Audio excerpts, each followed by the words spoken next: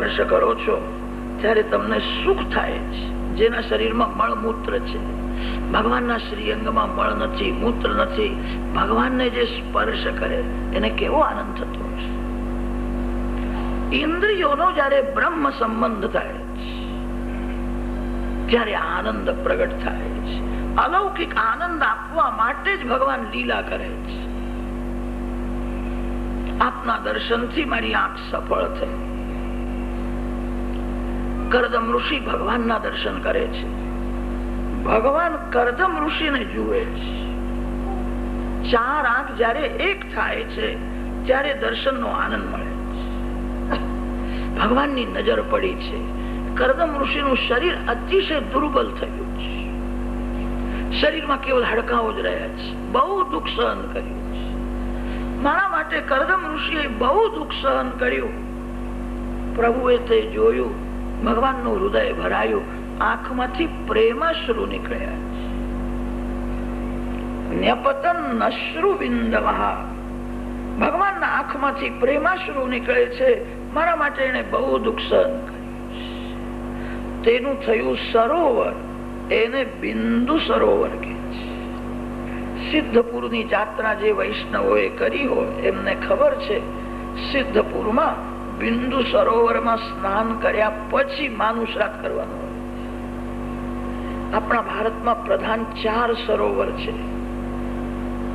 દક્ષિણ ભારતમાં પંપા સરોવર છે. શબરીમાં ત્યાં રહેતા હતા. શબરીમાં જીવનમાં રામને શોધે છે. રામ મારા ઘેર આવે. એક દિવસ રામ શોધતા એ શબરીમાના ઘેર આવ્યા. મોટા મોટા ઋષિઓ રામચંદ્રજીને કહેતા હતા મારા આશ્રમમાં પધારો, આ બાજુ મારો આશ્રમ છે. રામ બધાને પૂછે શબરીમાં ક્યારે છે? મારે શબરીમાના ઘેર જવું છે. શબરીમાં આખું જીવન રામને શોધે છે. આજ રામ શોધતા શોધતા આવ્યા છે. પંપા સરોવરમાં શબરીમાં પર્ણકુટીમાં રહેતા હતા. દક્ષિણ ભારતમાં પંપા સરોવર છે. કચ્છ પ્રાંતમાં નારાયણ સરોવર છે, જ્યાં ભગવાન નારાયણ પ્રગટ થયા છે. વ્રજ 84 ની પરિક્રમા જે વૈષ્ણવોએ કરી છે એમને ખબર છે વ્રજમાં અનેક સરોવર છે. કુસુમ સરોવર આવે છે, ચંદ્ર સરોવર આવે છે. વ્રજમાં મુખ્ય પ્રેમ સરોવર છે, જ્યાં શ્રી રાધા કૃષ્ણનું પ્રથમ મિલન થયું છે. શ્રી રાધાજી 3 વર્ષના હતા. શ્રી કૃષ્ણ 5 વર્ષના છે. સંતા કુકડીની રમત રમતા. શ્રી કૃષ્ણ નિકુંજમાં સંતાયા છે. સખીઓથી વિખૂટા પડેલા શ્રી રાધાજી જે નિકુંજમાં શ્રી કૃષ્ણ સંતાયા હતા ત્યાં આવ્યા છે.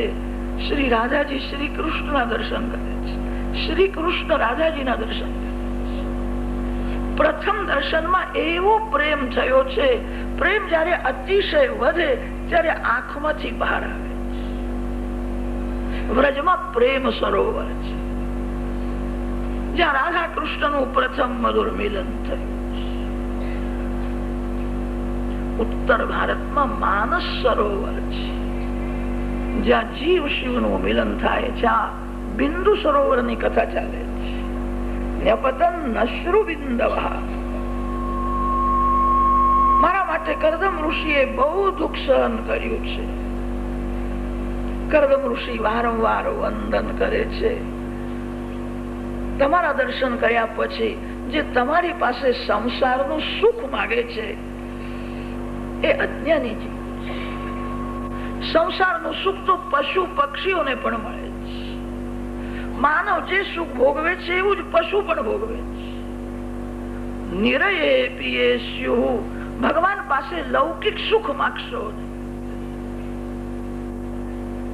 જે ભગવાન પાસે લૌકિક સુખ માંગે છે એ ભગવાનના સ્વરૂપને બરાબર જાણતો જ નથી. જે ભગવાન પાસે લૌકિક સુખ માંગે છે એને ભગવાનના સ્વભાવનું જ્ઞાન નથી. ભગવાન અલૌકિક આનંદ આપે છે. હું એવું બોલું છું પણ હું શું કરું? મારા પિતાજીએ મને એવી આજ્ઞા કરી કે તું લગ્ન કર. લગ્ન કરવાની ઈચ્છાથી મેં આ તપશ્ચર્યા કરી. મારે લગ્ન કરવું છે. લગ્ન કરવાની તો ઈચ્છા છે, ઘરમાં હું કોઈ સ્ત્રીનો સંગ માંગતો નથી, ઘરમાં મને સત્સંગ મળે એવી કૃપા. આપણા ઋષિઓએ સ્ત્રીને ભક્તિનું સાધન માન્યું છે. સ્ત્રી ભોગનું સાધન નથી, સ્ત્રી એ કામ પત્ની નથી, સ્ત્રી એ ધર્મ પત્ની છે. કન્યાદાનનો જયારે સંકલ્પ થાય છે ત્યારે કન્યાનો પિતા જમૈરાજને સાવધાન કરે છે, વિલાસી જીવન ગાળવા માટે, અતિ સુખ ભોગવવા માટે મારી કન્યા હું તને આપતો નથી, ધર્મનું પાલન કરવા માટે આ કન્યા. સ્ત્રી કામ પત્ની નથી, સ્ત્રી ધર્મ પત્ની છે. અનેન વરેણ અસ્યામ કન્યાયામ ઉત્પાદયિષ્યમાણ સંતત્યા દશ પરાન દશ અવરાન મામિતિ એકવિંશતિ પુરુષાન ઉદ્ધર્તુમ આત્મનશ્ચ શ્રી લક્ષ્મી નારાયણ પ્રીતયે ઇમામ કન્યામ સહ ધર્માચરણાય તુભ્યમહમ સંપ્રદદે. કન્યાનો પિતા કન્યાદાન કરે છે અને ત્યારે જમૈરાજને સાવધાન કરે છે, આ તારી ધર્મ પત્ની છે. એકલો પુરુષ ધર્મનું પાલન કરી શકતો નથી, એકલી સ્ત્રી પણ ધર્મનું પાલન કરી શકતી નથી. સ્ત્રીને પુરુષની બહુ જરૂર છે, પુરુષને સ્ત્રીની જરૂર છે. આપણા શાસ્ત્રોમાં એવું વર્ણન છે, સ્ત્રી હૃદય સ્નેહ પ્રધાન હોય છે. સ્નેહ પ્રધાન હૃદય હોવાથી સ્ત્રી હૃદયમાં સેવા કરવાની ભાવના હોય છે. પુરુષના હૃદયમાં સ્નેહ ઓછો હોય છે. બાળકને માં જ મોટો કરી શકે, બાપ ભલે પૈસા આપે પણ બાપ બાળકને મોટો કરી શકે. માના હૃદયમાં સ્નેહ છે. સ્ત્રી હૃદય સ્નેહ પ્રધાન છે. શાસ્ત્રોમાં એવું લખ્યું છે, સ્ત્રીમાં સ્નેહ તો વધારે છે પણ સ્ત્રીની બુદ્ધિ મંદ હોય છે, એવું લખ્યું છે. સ્ત્રી અલ્પ બુદ્ધિ છે, મંદ બુદ્ધિ છે. સ્નેહ કરવા લાયક કોણ છે એ સ્ત્રી હૃદય બરાબર પરીક્ષા કરી શકે નહીં. સ્નેહ પ્રધાન હોવાથી સ્ત્રી હૃદય થોડું ભોળું હોય. સ્નેહ કરવા લાયક કોણ છે, કોની સેવા કરવી જોઈએ, કેટલું સમર્પણ કરવું જોઈએ એ સ્ત્રી સમજી શકે નહીં. સ્ત્રીની બુદ્ધિ મંદ છે, સ્ત્રીમાં સ્નેહ વધારે છે. પુરુષમાં સ્નેહ તો ઓછો છે પણ પુરુષની બુદ્ધિ તીવ્ર હોય છે. પુરુષ બરાબર પરીક્ષા કરી શકે, સ્ત્રી બરાબર પરીક્ષા કરી શકે. સ્ત્રીને પુરુષની જરૂર છે. પુરુષની બુદ્ધિ તો તીવ્ર છે પણ પુરુષમાં સ્નેહ બહુ ઓછો છે. સ્ત્રીનો સ્નેહ અને પુરુષની બુદ્ધિ બે જયારે એક થાય ત્યારે ભક્તિ પ્રગટ થાય. સ્ત્રીને પુરુષની જરૂર છે, પુરુષને સ્ત્રીની જરૂર છે. મને લગ્ન કરવાની તો ઈચ્છા છે, હું કામ પત્ની માંગતો નથી, હું ધર્મ પત્ની માંગુ છું, જે મને ભક્તિમાં સાથ આપે, જે મને પ્રેમથી સમજાવીને પાપ કરતા અટકાવે. એવી કોઈ લાયક કન્યા સાથે મારું લગ્ન થાય. હું ઘરમાં જ સત્સંગ માંગુ છું, હું સ્ત્રીનો સંગ માંગતો નથી, ઘરમાં સત્સંગ માંગુ છું. મને ભક્તિમાં સાથ આપે એવી કોઈ લાયક કન્યા સાથે મારું લગ્ન થાય. પ્રભુએ સ્મિત હાસ્ય કર્યું અને કહ્યું, એવું જ થશે. મનુ મહારાજની કન્યા દેવહૂતિ બહુ સુશીલ છે, અતિ સુંદર છે, બહુ લાયક છે. એ દેવહૂતિ સાથે તમે લગ્ન કરો, તમારો ગૃહસ્થાશ્રમ જગતને આદર્શ રૂપ થશે. હું તમારા ઘેર પુત્ર રૂપે આવીશ. પ્રભુએ આજ્ઞા કરી છે, ભગવાન અંતર્ધાન થયા છે. મનુ મહારાજને કન્યા હવે મોટી થઈ છે, એનું લગ્ન કરવું છે, ચિંતા છે. મનુ મહારાજ એક વાર ચિંતામાં બેઠા હતા ત્યારે નારદજી ત્યાં આવ્યા છે. નારદજી કુશલ સમાચાર પૂછે છે, આજે ચિંતામાં કેમ બેઠા છો? શાની ચિંતા કરો છો? ગૃહસ્થાશ્રમમાં ગૃહસ્થને ભગવાનમાં વિશ્વાસ ન હોય, પ્રભુમાં પ્રેમ ન હોય તો ગૃહસ્થનું ઘણું ખરું જીવન ચિંતામાં જ પૂરું થાય છે. ગૃહસ્થાશ્રમમાં એમ તો અનેક ચિંતાઓ હોય છે. પ્રધાન બે ચિંતા છે, સંપત્તિની ચિંતા અને સંતાનની ચિંતા. જે મળ્યું છે તે હાચવવાની ચિંતા છે, વધારે ભેગું કરવાની પણ ચિંતા છે. સંતાનની ચિંતા છે, પુત્રની ચિંતા બહુ થાય છે. છોકરો પરીક્ષામાં પાસ થાય એ માતા પિતાને ચિંતા થાય છે. પરીક્ષામાં પાસ થયા પછી એને નોકરી મળે, એનું લગ્ન થાય, એના ઘેર બાબો આવે, એની પણ ચિંતા માતા પિતાને થાય. જેને ભગવાનમાં વિશ્વાસ નથી એ ચિંતા બહુ કરે. અરે જે જીવ આવ્યો છે એ પોતાનું કર્મ લઈને આવ્યો છે. કર્માનુસાર એ સુખ દુઃખ ભોગવવાનો છે. તમારી ફરજ બજાવો, ચિંતા ન કરો. ચિંતા કરવાથી લાભ નથી, નુકસાન બહુ થાય છે. શક્તિનો વિનાશ થાય છે, મન બગડે છે. કન્યાઓની બહુ ચિંતા થાય છે. કન્યાને સારું ઘર મળે, સુખી થાય. મનુ મહારાજે કહ્યું છે કે કન્યા મોટી થઈ છે અને એના લગ્નની ચિંતા છે. નારદજી કન્યાના હાથની રેખાઓ જુએ છે અને તે રેખાઓને જોતા નારદજી સમજી ગયા છે આ રાજાની કન્યા છે. એનો યોગ એવો છે, આ કોઈ રાજાની રાણી નહીં થાય. આ કોઈ મહાન જ્ઞાની ઋષિની પત્ની થશે. એનો એવો યોગ છે. આનો દીકરો મહાન જ્ઞાની થશે, આની કીર્તિ જગતમાં રહેશે, પણ આ કોઈ રાજાની રાણી નહીં થાય. મનુ મહારાજ બોલ્યા છે, આપ પૂછો એ બરાબર છે. એનો જન્મ રાજમહેલમાં થયો છે, પણ એને આ રાજમહેલનું વિલાસી જીવન જરાય ગમતું નથી. કોઈ દૈવી જીવ લાગે છે. સવારે બહુ વહેલી ઉઠે છે, સ્નાન કરે છે, ધ્યાન કરે છે, પૂજા કરે છે, એક વાર બહુ સાદું ભોજન કરે છે. આ રાજકન્યા છે, પણ એને વિલાસી જીવનની ઘૃણા છે. એ તો એવું બોલે છે, કોઈ જ્ઞાની ભગવત ભક્ત પતિ મળે તો જ લગ્ન કરું, કોઈ કામી રાજા સાથે મારે લગ્ન કરવું જ નથી. આવું બોલે છે. આ રાજકન્યા છે, કોઈ જ્ઞાની ભગવત ભક્ત એની સાથે લગ્ન કેવી રીતે કરે? નારદજીએ કહ્યું છે કે આ રાજકન્યાના માટે યોગ્ય વર તો કરદમ ઋષિ છે, મહાન જ્ઞાની છે, ભગવત ભક્ત છે. મનુ મહારાજ બોલ્યા છે કે મેં કરદમ ઋષિના વખાણ બહુ સાંભળ્યા છે, એ રાજકન્યા સાથે લગ્ન કરશે. નારદજીએ કહ્યું, મેં એવું સાંભળ્યું છે કે એમને હવે લગ્ન કરવાની ઈચ્છા છે. તમે આ કન્યા એમને જ આપજો.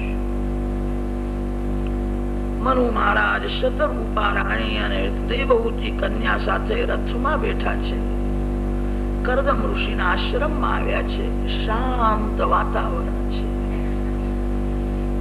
ગાયના છાણનું લીપણ થયું છે. પવિત્ર ભૂમિ છે. એવી શાંતિ હતી. પશુ પક્ષીઓ વેરને ભૂલ્યા છે, જરાય ઝઘડો કરતા નથી. મનુ મહારાજ ત્યાં આવ્યા છે. કેવું દિવ્ય વાતાવરણ છે. કરદમ ઋષિના આશ્રમમાં બધા વૃક્ષો ફળભારથી નમેલા છે. અતિ મધુર ફળ છે. કોઈ વિલાસી ગ્રહસ્થના બગીચામાં જે ઝાડ છે એ ઝાડ પણ રાજસી બને છે. એ ઝાડની છાયામાં વિલાસી લોકો બેસે છે અને ઘરની બધી વાતો કરે છે. કોઈ ઋષિના આશ્રમમાં જે ઝાડ છે એ ઝાડની છાયામાં ઋષિ કુમાર ગાયત્રી જપ કરવા બેસે છે. કોઈ વિષ્ણુ સહસ્રનામનો પાઠ કરે છે. બહુ ભૂખ લાગે ત્યારે એ ઝાડના ફળ ભગવાનને અર્પણ કરીને ફલાહાર કરે છે. ગ્રહસ્થના બગીચામાં જે ઝાડ છે એ ઝાડના ફળનો ઉપભોગ થાય છે. કોઈ વિરક્ત સાધુ સંતના આશ્રમમાં જે ઝાડ છે એ ઝાડના ફળનો ઉપભોગ નહીં, ઉપયોગ થાય છે. બધા વૃક્ષો ફળભારથી નમેલા દેખાય છે. પશુ પક્ષીઓ વેરને ભૂલ્યા છે. શાંતિથી રમે છે. આ આશ્રમમાં મારી કન્યા રહેવાની છે. કરદમ ઋષિને ખબર પડી છે મનુ મહારાજ આવ્યા છે, ઉભા થયા છે. કરદમ ઋષિએ જોયું આ મનુ મહારાજના પાછળ જે કન્યા દેખાય છે એ જ ભવિષ્યમાં મારી પત્ની થવાની છે. પ્રભુએ તો એના બહુ વખાણ કર્યા છે, એકવાર હું પરીક્ષા કરું. કરદમ ઋષિએ બહુ વિવેકથી, બહુ ચતુરાઈથી પરીક્ષા કરી છે. બહુ વાતો કરવાથી, પ્રશ્નો પૂછવાથી પરીક્ષા થાય છે. કરદમ ઋષિ મહાન બુદ્ધિમાન છે, જ્ઞાની છે. મારે કન્યાની પરીક્ષા કરવી છે. 3 દર્ભના આસન પાથર્યા છે. મનુ મહારાજ વંદન કરે છે ત્યારે કહ્યું આસનમાં બેસો. શતરૂપા રાણીને કહ્યું બીજું આસન તમારા માટે. દેવહૂતિ કન્યાને સંકેત કર્યો આ ત્રીજું જે આસન છે તે તારા માટે છે. આસનમાં બેસો. મનુ મહારાજ શતરૂપા રાણી વંદન કરીને આસનમાં બેઠા છે. દેવહૂતિ વિચાર કરે છે પતિ મારા માટે પરમાત્મા છે. મારા પતિદેવ આસન પાથરે, તે આસનમાં હું કેવી રીતે બેસું? જૂના જમાનાની છે તેથી આવો વિચાર કરે છે. આજકાલ તો ધણીને હુકમ કરવા લાગે છે. કેટલીક માતાઓ તો ધણીને નોકર જેવા જ સમજે છે. જે સ્ત્રીને પતિમાં પરમાત્માના દર્શન થતા નથી એને કોઈ મંદિરમાં ભગવાન દેખાશે. પત્ની પતિમાં નારાયણના દર્શન કરે અને પતિ પત્નીમાં લક્ષ્મીના દર્શન કરે. પત્નીના ભાગ્યથી ઘરમાં સંપત્તિ આવે છે. પત્નીના પુણ્યથી પતિ સુખી થાય છે. પતિ પત્નીમાં લક્ષ્મીની ભાવના કરે અને પત્ની પતિમાં નારાયણની ભાવના કરે. ઘર વૈકુંઠ જેવું થશે. ઘરના એક એક જીવમાં ભગવાનની ભાવના રાખો. ભગવત ભાવથી જુઓ. મારા પતિદેવ મને આસન આપે છે, એ આસનમાં હું બેસું એ યોગ્ય નથી, મને પાપ લાગશે. આસનમાં હું ન બેસું તો કદાચ એમને ખોટું લાગશે. મેં પ્રેમથી આસન આપ્યું હતું પણ કન્યાએ મેં આપેલું આસનનો સ્વીકાર કર્યો નહીં. ન બેસવું એ ખોટું છે અને આસનમાં બેસું છું એ પણ યોગ્ય નથી. હવે હું શું કરું? દેવહૂતિ બહુ ભણેલી નથી, સ્ત્રી ધર્મને બરાબર જાણે છે, બુદ્ધિશાળી છે. યુક્તિ કરી છે. જમણો હાથ તે આસનમાં રાખ્યો અને ધરતીમાં બેઠી છે. જમણો હાથ આસનમાં રાખીને બતાવ્યું આપે જે આસન આપ્યું છે એનો મેં સ્વીકાર કર્યો છે. આપ મારા ભગવાન છો, હું તો ધરતીમાં બેઠી છું, હું આપની દાસી છું. જમણો હાથ આસનમાં રાખીને ધરતીમાં બેઠા છે. કરદમ ઋષિએ તે જોયું. પરીક્ષામાં પાસ છે, વાંધો આવે એમ નથી. પરીક્ષા થઈ ગઈ. મનુ મહારાજને કુશળ સમાચાર પૂછે છે. મનુ મહારાજે કહ્યું આપના આશીર્વાદથી બધું કુશળ છે, ખાસ એક કામના માટે હું આવ્યો છું. કન્યાદાન કરવાની ઈચ્છા છે. આ કન્યાદાનનો આપ સ્વીકાર કરો. સંત હૃદય સરળ હોય છે. સંત કોઈ દિવસ કપટ કરે નહીં. કપટ કરે સંત નહીં. જે કપટ કરે છે એનું હૃદય વાંકું થઈ જાય છે. જે જુઠ્ઠું બોલે છે એનું હૃદય વાંકું થઈ જાય છે. જે નિંદા કરે છે એનું હૃદય વાંકું થાય છે. જેનું હૃદય સરળ છે એ જ સાધુ છે. હૃદયના સરળ બનો, કપટ ન કરો. મહાન જ્ઞાની કરદમ ઋષિ છે, મહાન ભગવત ભક્ત કરદમ ઋષિ છે, જરા પણ કપટ કર્યું નહીં. જે મનમાં હતું તે જ બોલે છે, મને લગ્ન કરવાની ઈચ્છા છે. બાળમ ઉદ્વોઢ કામોહમ અપ્રત્યાચ તવાત્મજા. મને લગ્ન કરવાની ઈચ્છા છે. મનુ મહારાજ બોલ્યા છે મને કન્યાદાન કરવાની ઈચ્છા છે. કરદમ ઋષિએ કહ્યું છે લગ્ન તો કરવું છે મારે સાવધાન થઈને લગ્ન કરવું છે. લગ્ન કરવું મહાન પુણ્ય છે. સાવધાન થઈને લગ્ન ન કરે તો ગ્રસ્તાશ્રમ બગડે. લગ્નના સમયે બ્રાહ્મણો બોલે છે વર કન્યા સાવધાન સાવધાન. જાણે છે લગ્ન થયા પછી આ બે જણા કાફલ થવાના છે. એમને સાવધાન કરે છે. હવે સાવધ રહેવાનું છે. મારે લગ્ન કરવું છે, સાવધાન થઈને લગ્ન. મનુ મહારાજ પૂછે છે સાવધાન થઈને લગ્ન કરવું છે એટલે આપણી શું ઈચ્છા છે? લગ્ન કામનો વિનાશ કરવા માટે હોય છે. વેદોમાં વર્ણન આવે છે જીવ અને ઈશ્વર બે સાથે જ રહે છે. ઈશ્વર જીવથી કઈ દૂર નથી. ઈશ્વર જીવને જુએ છે, આ જીવ ઈશ્વરને જોઈ શકતો નથી. બેના વચમાં એક પડદો છે. એ પડદો હોવાથી જીવને ઈશ્વરનો અનુભવ થતો નથી. ભગવાન સર્વકાળ સર્વ જીવો સાથે જ રહે છે. ભગવાન કોઈ જીવને છોડતા નથી. જીવ મારો અંશ છે. જીવ સાથે જ ભગવાન રહે છે. જીવ ઈશ્વરને જોઈ શકતો નથી. એનું કારણ એક પડદો છે, કામ. એ જ પડદો છે. કામ રૂપી પડદો હોવાથી જીવને ઈશ્વરનો અનુભવ થતો નથી. લગ્ન કામનો વિનાશ કરવા માટે છે. વિવેકથી સુખ ભોગવીને કામ ત્યાગ કરવા માટે લગ્ન છે.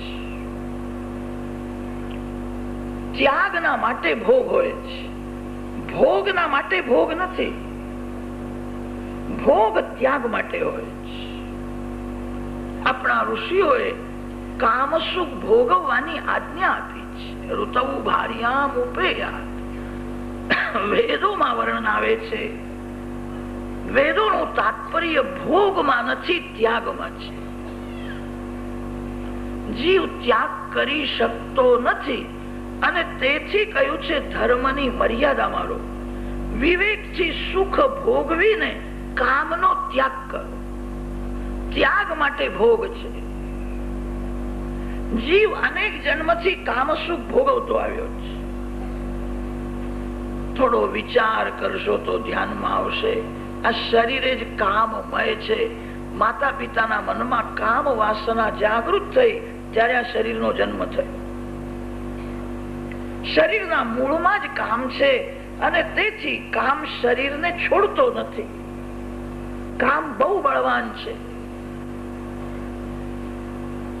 ધીરે ધીરે ભક્તિ વધારજો, ધીરે ધીરે સંયમ વધારજો.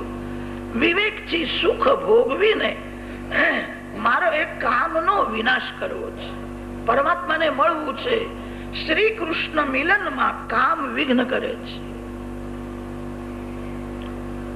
લગ્ન વિલાસ માટે નથી, લગ્ન કામનો વિનાશ કરવા માટે છે. મારે સાવધાન થઈને લગ્ન કરવું છે. મારી ઈચ્છા તો એવી છે એક બે બાળક થયા પછી પતિ પત્નીનો લૌકિક સંબંધ મારે રાખવો નથી. મારે સંન્યાસ લેવો છે. કદાચ હું સંન્યાસ ન લઉં અને ઘરમાં રહું, એ ઘરમાં ભાઈ અને બેન જેવી રીતે પવિત્રતાથી રહે છે એવું મારું જીવન થશે. હું સંન્યાસ લઈશ. સંન્યાસ ન લઉં તો પતિ પત્નીનો લૌકિક સંબંધ હું નહીં રાખું.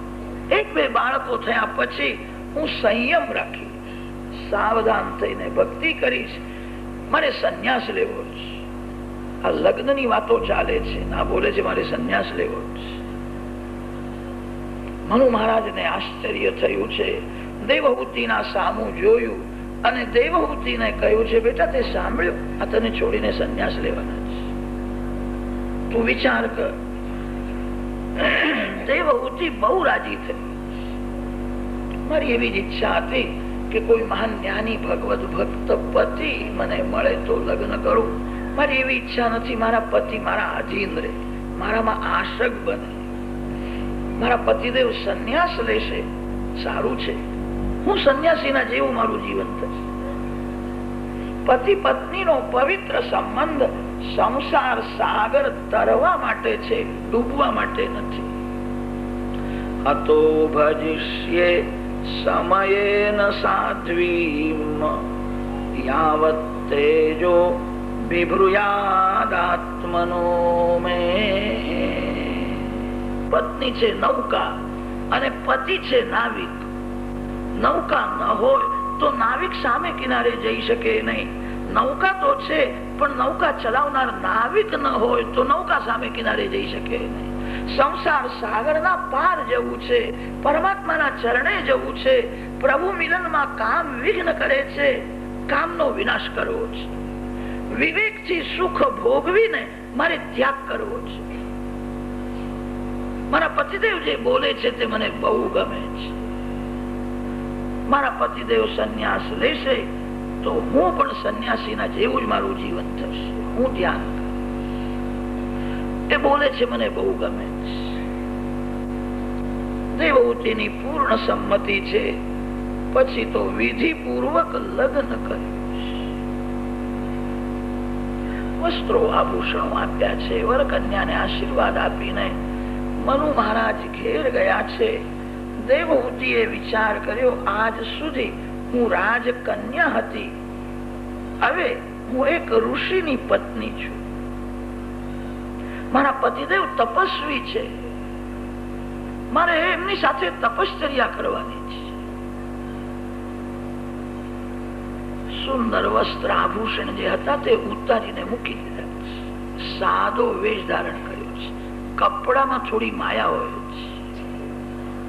મારા પતિદેવ તપસ્વી છે, જેને સાદું ભોજન ભાવે, જેને સાદો વેશ ગમે, એ તપસ્વી છે. મારા પતિદેવ સાથે હવે મારે તપશ્ચર્યા કરવાની છે. દેવહૂતિએ નિશ્ચય કર્યો છે. લગ્ન કર્યા પછી કરદમ ઋષિએ સંયમ વધાર્યો છે. કરદમ ઋષિએ વિચાર કર્યો, હું જેવો જીતેન્દ્રિય છું એવી મારી પત્ની જીતેન્દ્રિય છે કે નહીં. મેં એકવાર પરીક્ષા કરી, સુશીલ છે, લાયક છે, પણ મારા જેવી આ જીતેન્દ્રિય છે કે નહીં, પરીક્ષા કરવા માટે સંયમ વધાર્યો છે. એક આશ્રમમાં કરદમ દેવહૂતિ વિરાજેલા છે. દેવહૂતિ સાથે બોલતા નથી. બોલવાનું તો શું, આંખ ઊંચી કરીને સામું જોતા પણ નથી. દેવહૂતિ અતિ સુંદર છે. પતિ પત્નીમાં અતિશય પ્રેમ છે. પ્રેમ હોવા છતાં મૌન છે. પતિ પત્નીના જીવનમાં ઘણો સમય વાતો કરવામાં જાય છે. જે બહુ બોલે છે એના શક્તિનો વિનાશ થાય છે. બહુ બોલનારનું મન બગડે છે. એ ઘરમાં રહી એટલે બોલવું જ પડે છે. જે બોલવાની બહુ જ જરૂર હોય એટલું જ બોલવું. એક અક્ષર વધારે બોલવું નહીં. પતિ પત્નીમાં અતિશય પ્રેમ છે. બે મૌન રાખે છે. દેવહૂતિએ વિચાર કર્યો, બોલવાની શી જરૂર છે. એમને બોલવાની ઈચ્છા નથી તો મારે પણ બોલવું નથી. એમની ઈચ્છા એ જ મારી ઈચ્છા. પતિ પત્નીનું મન એક હોય, પતિ પત્નીની ઈચ્છા એક હોય તો ગૃહસ્થાશ્રમ દિવ્ય બને. એમની ઈચ્છા એ જ મારી ઈચ્છા. લગ્નનો અર્થ જે થાય છે, તન બે પણ મન એક, એને લગ્ન કહે છે. લગ્નના સમયે બ્રાહ્મણો વેદ મંત્ર બોલે છે. એ વેદ મંત્રોનો આ જ અર્થ નીકળે છે. વર કન્યાને એવું કે છે, આજથી તારું હૃદય એ મારું હૃદય.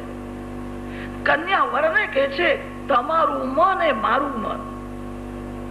મમ હૃદયે હૃદયંતે સંદધામિ. બેનું મન એક થઈ જાય એને જ લગ્ન કે છે. એમને બોલવું નથી, મારે બોલવું નથી. બોલવાની શી જરૂર છે. દેવહૂતિએ તો એવી સેવા કરી છે, કરદમ ઋષિને બોલવાનો પણ પરિશ્રમ ન થાય. પતિવ્રતા સ્ત્રીને બધી ખબર પડે છે, મારા પતિદેવને શું ગમે છે, મારા પતિદેવની શું ઈચ્છા છે. પતિદેવ આજ્ઞા કરે અને પછી આપે તો ઠીક છે. પતિવ્રતા સ્ત્રી સમજી જાય છે, એમને હવે તરસ લાગી હશે, માગતા પહેલા જ જળ અર્પણ કરે. દેવહૂતિએ એવી સેવા કરી છે. કરદમ ઋષિ પ્રસન્ન થયા છે. રાજકન્યા છે, રાજમહેલમાં સુખેથી રહેતા હતા, હવે દુઃખ સહન કરીને ભક્તિ કરે છે. શરીર દુર્બળ થયું છે. તુષ્ટોહમદ્ય તવ માન વિમાનદાયા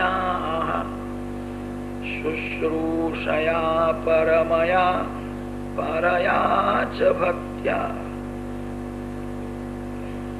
યો દેહિનામ અયમતીવ સુહૃત્સ્વદેહો નાવેક્ષિતઃ સમુચિતઃ ક્ષપિતુમ મદર્થે. દેવહૂતિના સામું જોયું છે, શરીર બહુ દુર્બળ થયું છે. શરીરમાં હવે બધા હાડકા દેખાય છે. કેવું સુંદર શરીર હતું. બધાને પોતાનું શરીર અતિશય પ્રિય હોય છે. મારી સેવામાં તે શરીરનો પણ મોહ રાખ્યો નહીં. બહુ દુઃખ સહન કર્યું. શરીર મારી સેવામાં તે ઘસાડ્યું છે. તારી સેવાથી હું પ્રસન્ન છું. તું માંગ, તું જે માગીશ તે હું તને આપીશ.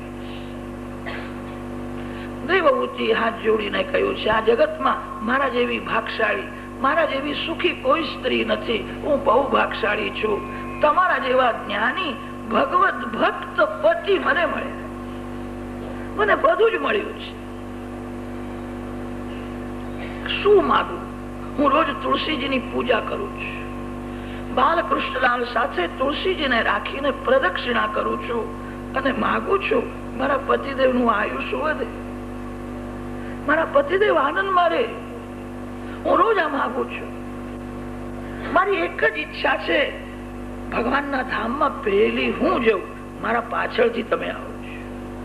બીજી કોઈ ઈચ્છા નથી. કરદમ ઋષિ પ્રસન્ન થયા છે. કેવું બોલે છે, દેવી તમે મહાન પતિવ્રતા છો, મારો હૃદયનો આશીર્વાદ છે, તારું સૌભાગ્ય અખંડ રહેશે. કે મારે બીજું કઈ માગવું નથી. કરદમ ઋષિએ કહ્યું છે, તારી ઈચ્છા નથી પણ મારી બહુ ઈચ્છા છે. તું કઈક માગે તે મારે આપવું છે. મારામાં એવી શક્તિ છે, બીજું જગત પણ હું ઉત્પન્ન કરી શકું. સંકોચ રાખીશ નહીં. બહુ આગ્રહ કર્યો ત્યારે દેવહૂતિએ કહ્યું છે, આપ એકવાર એવું બોલ્યા હતા કે એક છોકરો થયા પછી હું સંન્યાસ લઈશ. તમારી ઈચ્છા હોય તો મારા મનમાં થોડી ભાવના છે, બાળક. કરદમ ઋષિ સમજી ગયા છે. દેવહૂતિને કહ્યું છે, દેવી આ માનવ શરીર બહુ નાજુક છે, અતિ કોમળ છે. ભોગના પાછળ રોગ ઉભો છે. ભોગી એ જ રોગી થાય. હું તને એવું સુંદર શરીર આપીશ કે જે શરીરને કોઈ દિવસ રોગ થાય નહીં. તારું યૌવન કાયમ રહે એવું દિવ્ય સ્વરૂપ આપીશ. મારામાં એવી શક્તિ છે. કરદમ ઋષિએ આજ્ઞા કરી, સરસ્વતી ગંગામાં તમે સ્નાન કરીને આવો. દેવહૂતિ સ્નાન કરવા જાય છે. કરદમ ઋષિએ હાથમાં જળ લીધું. 100 વર્ષની તપશ્ચર્યા અર્પણ કરી છે. પત્નીને પ્રસન્ન કરવાની ભાવનાથી તપશ્ચર્યા અર્પણ કરી છે. પ્રિયાયાહ પ્રિયમ અન્વિચ્છન કરદમો યોગમાં સ્થિતઃ. અનેક દાસી ઉત્પન્ન થઈ છે. તે દાસી દેવહૂતિને વંદન કરે છે, સોનાના પાટલે બેસાડે છે. આ કરદમ ઋષિની તપશ્ચર્યા છે. દાસી દેવહૂતિને માંગલિક સ્નાન કરાવે છે અને જ્યાં સ્નાન કરાવ્યું કાયા બદલે છે. અતિ સુંદર સ્વરૂપની પ્રાપ્તિ થઈ છે. દાસી દેવહૂતિને શૃંગારે છે. કરદમ ઋષિએ સંકલ્પ કર્યો, કામદેવ જેવા રૂપાળા થયા છે. પોતાનું સ્વરૂપ બદલ્યું છે. અતિ સુંદર સ્વરૂપ ધારણ કર્યું છે. વિમાનમાં સર્વ સુખના સાધનો છે. દેવહૂતિ સાથે વિમાનમાં બેઠા છે. આ અધ્યાયમાં શૃંગારનું વર્ણન બહુ કર્યું છે. વ્યાસ મહર્ષિ શૃંગારનું વર્ણન ભલે કરે. સંસ્કૃત ભાષામાં શૃંગારનું વર્ણન ભલે થાય, પ્રાકૃત ભાષામાં વર્ણન કરવું નહીં.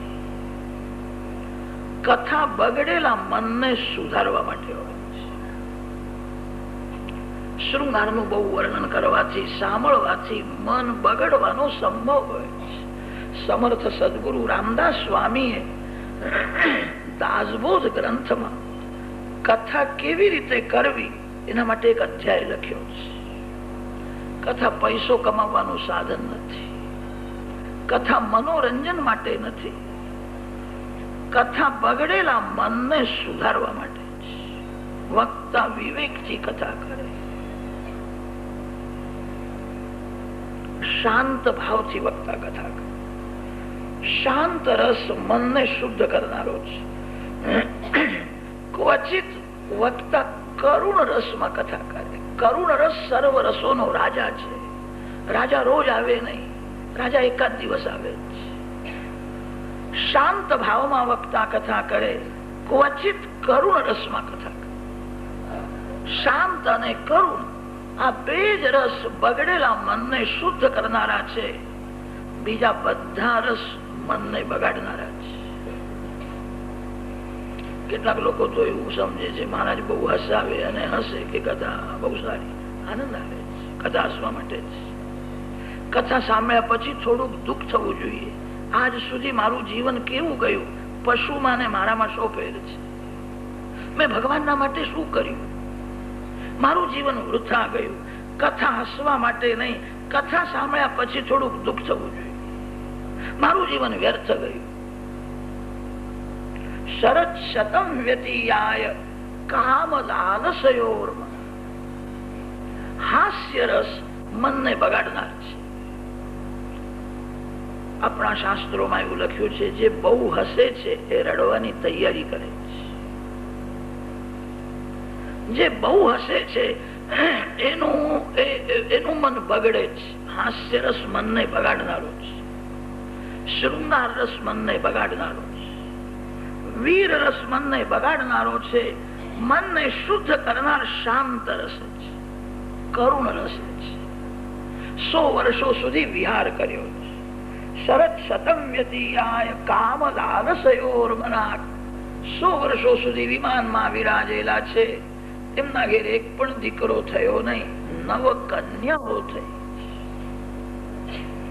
એકવાર કરદમ ઋષિમાં વૈરાગ જાગ્યો છે. આ વિલાસી જીવન સારું નથી. વિલાસી જીવનની ઘૃણા આવી ગઈ. વસ્ત્રો આભૂષણો ઉતારીને ફેંકી દીધા. લંગોટી પહેરી છે, ભસ્મ ધારણ કર્યું છે. હવે હું સંન્યાસ લઈશ. મેં તારા પિતાને કહ્યું હતું કે હું સંન્યાસ લેવા. દેવહૂતિ ઘબરાયા છે. અમને છોડીને હવે સંન્યાસ લેવાના છે. દેવહૂતિ પતિદેવને સમજાવે છે, મારી થોડી વાતો સાંભળો. કોઈ વખત વૈરાગનો આવેશ આવે છે. આવેશ આવે એ વૈરાગ ટકે નહીં.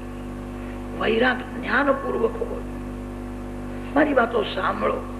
કરદમ ઋષિ આવેશમાં બોલ્યા છે, આજ સુધી તારી વાતો મેં બહુ સાંભળી, હવે તારું મારે કઈ સાંભળવું નથી. બધાને છોડીને સંન્યાસ લેવાનો છે. મેં તારા પિતાને કહ્યું હતું, હવે તારી વાત હું નહીં સાંભળું. દેવહૂતિ વંદન કરે, તમારું કલ્યાણ જ મારું કલ્યાણ છે. હું તમારા સંન્યાસમાં વિઘ્ન નહીં કરું. આપ એવું બોલ્યા હતા, એક છોકરો થયા પછી હું સંન્યાસ લઈશ. આ તો 9 કન્યાઓ થઈ છે, છોકરો થયો નથી. છોકરો થવો જ જોઈએ એવો મારો દુરાગ્રહ નથી. છોકરો થાય કે ભલે ન થાય, આ પલટણ ઉભી કરી છે એને ઠેકાણે પાડજો, પછી સંન્યાસ લેજો. આ 9 કન્યાઓ છે. આપ સંન્યાસ લેશો તો કન્યાઓનું લગ્ન કોણ કરશે? છોકરો ભલે ન થાય. મારો એવો દુરાગ્રહ નથી છોકરો થવો જોઈએ. આ કન્યાઓનું લગ્ન કરો. કરદમ ઋષિ વિચાર કરવા લાગ્યા, ખરું બોલે છે. મને પ્રભુએ કહ્યું હતું તારા ઘેર પુત્ર રૂપે હું આવીશ. હજુ ભગવાન આવતા નથી. હું તપસ્વી હતો ત્યારે પ્રભુએ મને કહ્યું હતું કે હું તારા ઘેર આવીશ. મેં તપશ્ચર્યા છોડી દીધી. હું અતિ વિલાસી થયો. વિલાસી લોકોથી ભગવાન દૂર રહે છે. આ મારું વિલાસી જીવન ભગવાનને ગમતું નથી. અને તેથી ભગવાન આવતા નથી. દેવહૂતિને કહ્યું છે આ વિલાસી જીવનની હવે મને ઘૃણા આવી ગઈ છે. આપણું જે સાદું જીવન હતું એ જ સારું હતું. મને આ વિલાસી જીવન ગમતું નથી. દેવહૂતિએ કહ્યું તમને જે ગમતું નથી એ મને પણ ગમતું નથી. આ જીવન સારું નથી. આપણું સાદું જીવન સારું હતું. વિલાસી જીવનની સમાપ્તિ થઈ, પવિત્ર જીવનનો આરંભ થયો. સરસ્વતી નદીના કિનારે આશ્રમ મારે છે, પરમાત્માનું ધ્યાન કરે છે, પ્રેમથી નારાયણની પૂજા કરે છે, સતત જપ કરે છે. અતિશય જયારે ભૂખ લાગે છે ત્યારે પતિ પત્ની એકવાર ફળ ખાય. એવી તપશ્ચર્યા અનેક વર્ષ સુધી કરી છે.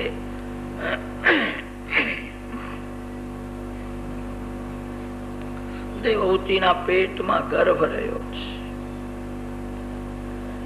મુખમાં તેજ દેખાય છે. મારા ભગવાન એના પેટમાં આવ્યા છે એવું લાગે છે. કર્દમ ઋષિ સમજી ગયા છે. 9 માસ પરિપૂર્ણ થયા છે. કપિલ મહામુનિના પ્રાગટ્યનો હવે સમય થયો છે. આજે સંતોને બહુ આનંદ થયો છે. તમે કોઈ વખત કુંભ મેળામાં ગયા હશો. પ્રયાગરાજમાં કુંભ મેળો થાય, હરિદ્વારમાં કુંભ મેળો થાય. લાખો સાધુ સંત મહાત્મા આવે છે.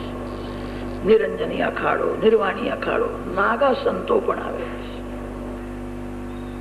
આ સંતોના અખાડામાં કપિલ દેવની પૂજા કરે છે. બધા વિરક્ત સાધુ સંન્યાસી મહાત્મા કપિલ મહામુનિને સદગુરુ માને છે. અમારા ગુરુદેવ આવવાના છે. અને તેથી સંતોને બહુ આનંદ થયો. પરમ પવિત્ર સમય પ્રાપ્ત થયો. કાર્તિક માસ, કૃષ્ણ પક્ષ, પંચમી તિથિ, બુધવાર, મધ્યાહ્ન કાળમાં કપિલ નારાયણ ભગવાન કપિલ મહામુનિનું પ્રાગટ્ય થયું છે. બ્રહ્માદિક દેવ ત્યાં દર્શન કરવા માટે આવ્યા છે. કપિલ દેવના ચરણમાં કમળનું ચિહ્ન, સ્વસ્તિકનું ચિહ્ન બરાબર દેખાય. બ્રહ્માજીએ કહ્યું આ ભગવાનનો અવતાર થયો છે એવું લાગે.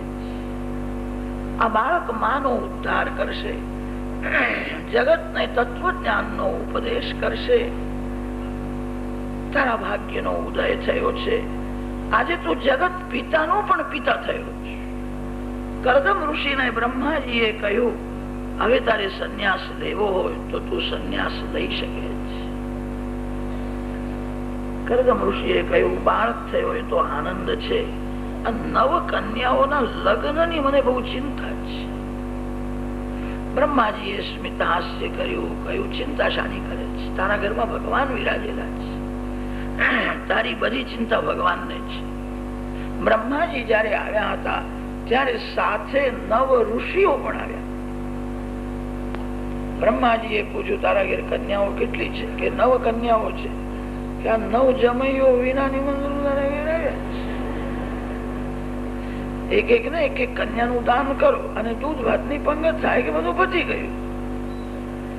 કેટલાક લોકોના પૈસા પરણવામાં જ બહુ જાય, કેટલાકના પૈસા પથરામાં બહુ જાય, કેટલાક લોકો એવા હોય છે એમના પૈસા ખાવામાં બહુ જાય. પૈસો લક્ષ્મીનું સ્વરૂપ છે. લક્ષ્મીનો ઉપયોગ જે કરે છે એને લક્ષ્મી નારાયણના ગોદમાં બેસાડે છે. લક્ષ્મી માં છે. માનો ઉપયોગ થાય. લક્ષ્મી ઉપભોગ માટે નથી. આ શરીરથી ભગવાનની ભક્તિ થાય છે અને તેથી આ શરીરને વિવેકથી થોડું સુખ આપવું છે. વિવેકથી સુખ આપવાનો અર્થ એ છે જે સુખમાં ભગવાન યાદ આવે. શરીરને બહુ સુખ આપશો શરીર બગડી જશે. અતિ સુખ ભોગવેનું તન મન બે બગડે છે. એવું સુખ ભોગવશો નહીં કે જે સુખમાં ભગવાન ભૂલાય. શરીરને વિવેકથી સુખ આપજો. લક્ષ્મીનો ઉપયોગ કરો. પૈસો લક્ષ્મીનું સ્વરૂપ છે. કર્દમ ઋષિએ એક એક ને કન્યાદાન કર્યું છે. અથર્વા ઋષિને શાંતિ નામની કન્યા આપી છે, મરીચી ઋષિને કલા નામની કન્યા આપી છે, અત્રિ ઋષિ સાથે અનસુયાજીનું લગ્ન થયું છે, વશિષ્ઠ ઋષિને અરુંધતી નામની કન્યા આપી છે. આ કપિલ ભગવાનની 9 બહેનો છે, કરદમ ઋષિની 9 કન્યાઓ. 9 ઋષિઓ સાથે લગ્ન થયું, પતિ સાથે ઘરમાં ગઈ છે. કરદમ ઋષિને આનંદ થયો, હવે મારે સંન્યાસ લેવો છે. કપિલ દેવને કહ્યું છે, મને આજ્ઞા આપો, સંન્યાસ લેવો છે. પિતાજી, તમારો વિચાર બહુ સારો છે, બહોત ગઈ અને થોડી રહી છે. હું તમને વધારે શું કહું, એટલું જ કહું છું, સંન્યાસ લીધા પછી પરોપકારની પણ પ્રવૃત્તિ